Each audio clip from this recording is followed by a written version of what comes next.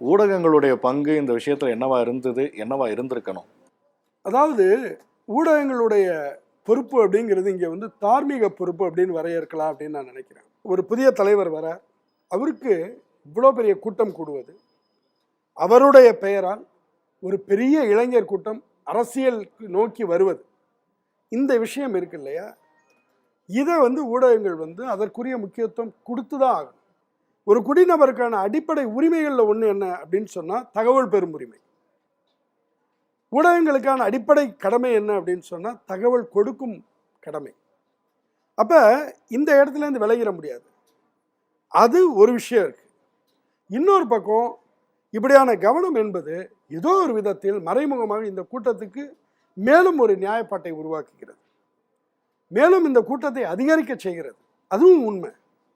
அப்போ நடந்திருக்கக்கூடிய அந்த படுபாதகமான விஷயத்தில் நம்முடைய கரங்களிலும் ரத்தம் படிந்திருக்கிறது என்பதுதான் உண்மை. அதை எந்த இடத்துல இது ரெண்டையும் ஒரு சமநிலைக்கு கொண்டு வர்றது, அந்த சமநிலை இருக்கு இல்லையா, அந்த சமநிலையில் நாம் எங்கேயோ விட்டுட்டோம். அதை எப்படி சரி செய்வது என்பதை நாம் ஊடகங்கள் எல்லாருமே சிந்திக்கிறோம் அப்படின்னு நான் நினைக்கிறேன்.